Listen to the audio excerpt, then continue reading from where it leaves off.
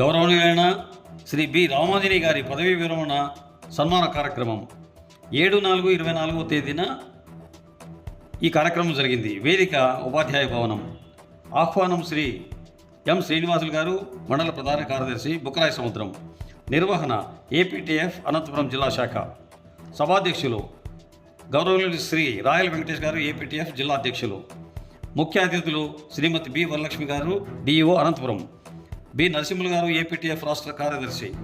B Ramanjaneya గారు, cultural committee కార్యదర్శి. ఎన్ రఘురామరెడ్డి గారు, ఏపీటీఎఫ్ రాష్ట్ర పూర్వ అధ్యక్షులు.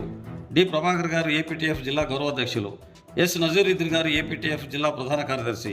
బి వెంకటేశ్వర గారు, ఏపీటీఎఫ్ జిల్లా గౌరవ సలహాదారులు. కె సర్దార్ వల్లి గారు, ఏపీటీఎఫ్ రాష్ట్ర కార్యవర్గ సభ్యులు మరియు ఉపాధ్యాయులు తదితరులు పాల్గొన్నారు. ముఖ్య అతిథులుగా బి రామాంజనేయ గారి మిత్రులు, కుటుంబ సభ్యులు అయిన బి గోవింద్ గారు ప్రత్యేకంగా ఈ కార్యక్రమంలో పాల్గొన్నారు. పరిస్థితుల్లో అంటే విద్యారంగంపై ఉన్న పరిస్థితుల్లో ఉద్యోగం చేయడం చాలా కష్టము అనే పరిస్థితుల్లో నేను రిటైర్డ్ అయ్యాను. కానీ నేను ఈ సర్వీస్లో ఎలాంటి ఇబ్బందులు నేను ఫేస్ చేయలేదు. సాధ్యమైనంత వరకు నాకు తెలిసి అంటే మేజర్ ప్రాబ్లమ్స్ ఎలాంటివి కూడా లేదు. ఒక అందరితోనూ సన్నిహితంగా నా తోటి టీచర్లు కానీ, పక్కన టీచర్లు కానీ, మొత్తం టోటల్ ఉపాధ్యాయ మిత్రులందరితోన నేను సన్నిహితంగా ఉండి నా యొక్క ఉపాధ్యాయ వృత్తిని చాలా ఆనందంగా పూర్తి చేసినందుకు చాలా నాకు సంతోషంగా ఉంది. అలాగే మా మిత్రులంతా నా విషయాల్లో కానీ, నా పర్సనల్ విషయాల్లో కానీ చాలా నాకు కోఆపరేట్ చేశారు. కాబట్టి వాళ్ళందరికీ ప్రత్యేక ధన్యవాదాలు. ముఖ్యంగా కొన్ని సందర్భాల్లో మా నరసింహులు సార్ గారు ఏపీటీఎఫ్ తరఫున చాలా హెల్ప్ చేశారు.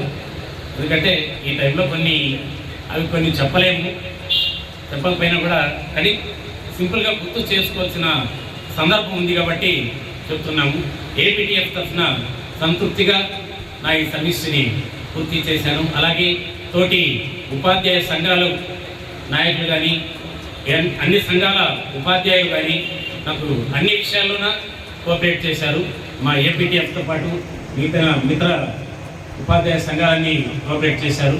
వారందరికీ ఈ సందర్భంగా నా యొక్క ధన్యవాదాలు తెలియజేస్తున్నాను. నాకు 3 ఆడపిల్లలు, 2 అమ్మాయిలు, 3 అమ్మాయిలే. 2 అమ్మాయిలు సాఫ్ట్వేర్ ఇంజనీర్లు, 1 అమ్మాయి మండల్ ఇంజనీర్ ఇరిగేషన్ డిపార్ట్మెంట్లో పనిచేస్తుంది. సో నాకు ఎలాంటి అంటే ఇప్పటి వరకు వాళ్ళు ఆడపిల్లలైనా కూడా వాళ్ళు సెటిల్ అయినారు కాబట్టి నాకు ఎలాంటి ఇబ్బంది లేదు. సో హ్యాపీగా ఉన్నాము. ఏమంటే మ్యారేజ్ ఒక్కటి ఉంది, ఒకటి చేసేది, అదొకటి పూర్తి అయిపోయిందంటే నా యొక్క బాధ్యత కూడా కొంతవరకు తగ్గిపోతుంది. తొందరలోనే అన్ని భవిష్యత్తులో నాకు అనుకూలంగా మీ అందరి ఆదరాభిమానంతో భవిష్యత్తులో మంచి జీవితాన్ని మీ ఆశీర్వాదాలతో ఉంటానని మరొకసారి సవినయంగా తెలియజేస్తున్నాను.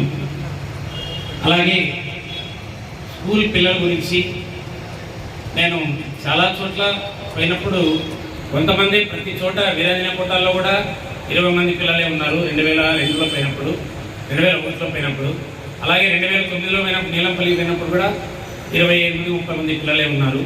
కానీ అక్కడ కూడా కానీ 2017లో జన్నంపల్లి పోయినప్పుడు 30 మంది పిల్లలే ఉన్నారు, 4 టీచర్లము.